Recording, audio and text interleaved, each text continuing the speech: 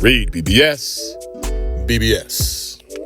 The return of Vasyl Lomachenko, Nomaschenko. And does Tank really want next?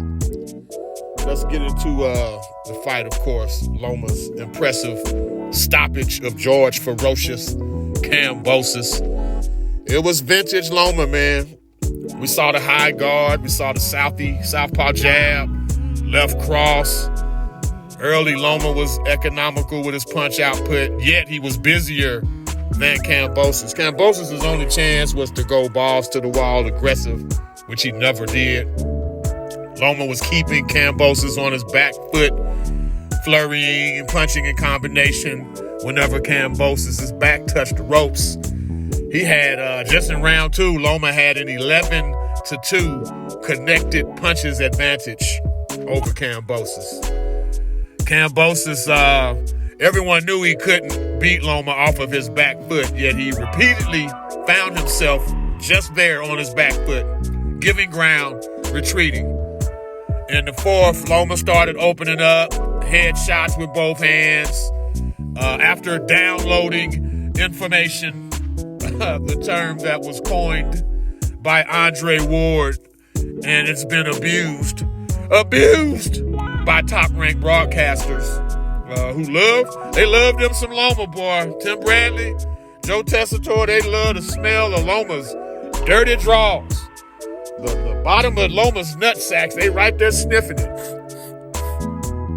to say the fucking least.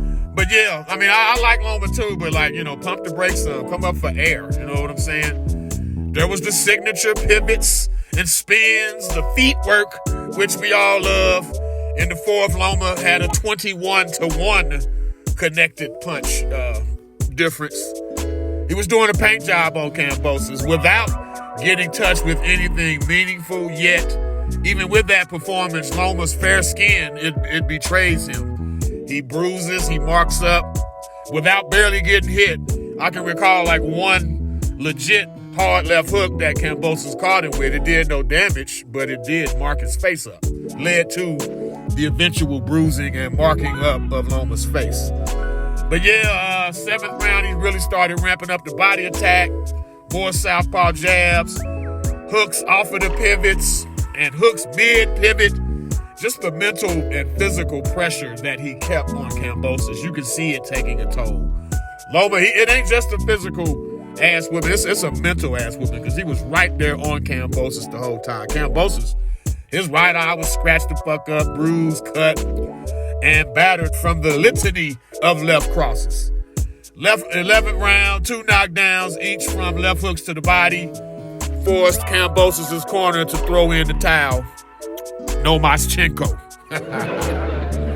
Now here's the thing. Every time Kambosos loses yet another fight, every time he loses to yet another elite level fighter, every time he gets dominated by another elite level fighder, it makes Teofimo effing Lopez look that much worse. I just had to say that, and I digress. Anyways, does Gervonta Tank Abdul Wahid, does he really want next with Loma? What we do know is Tank is a knockout artist and a professional troll.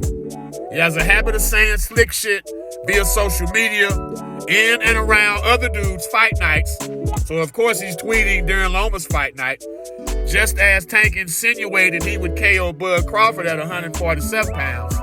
He even let that bullshit linger for more than a few days, as in the aftermath of Bud beating the brakes off of Spence. Tank let that, I beat him at 47. Let that linger a few days, only to finally admit he was just joking, or cap, as the youngsters call it. It's just all cap, man.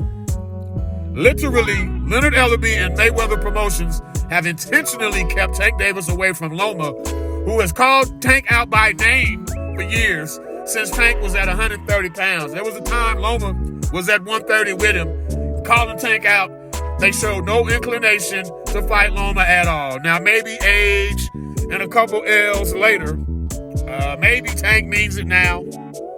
Thing is, Tank's style screams destroyer, but he's really a slickster, a natural counter-puncher who punches like a motherfucker. That's just what that is. Tank versus Frank, I hadn't thought about it. It didn't make sense to me before, but now that Tank has come out and said, let him get past Frank first and then Lomas next, I almost think this might be some southpaw practice on the behalf of Tank in selecting Frank Martin. But yeah, he said he's after Lomas, after Frank. Let me get Frank first. And I suspect, I'll get into a Tank-Frank prediction video, but I suspect that Tank is an athlete, not Tank, but Frank is an athlete who chose boxing instead of being a boxer who possesses athleticism. But yeah, Loma, man, said he's got to get back to his family. Loma's getting back to his family and plotting his next move. Eagles Klimas, he continues to push this highway robbery theme in the Devin Haney fight, which was a close fight. I had it a draw. But the thing is, at some point, Loma, against these elite level fighters, against your Teofimo Lopez's, against a Devin Haney, against these younger guys, fresher guys, Loma has to focus on finishing those fights stronger. He finished the Teofimo fight poorly. He finished the Haney fight poorly. He lost the last round, if I'm not mistaken, in both of those fights. So he closed well, though, against Kambosos. Well, I might add.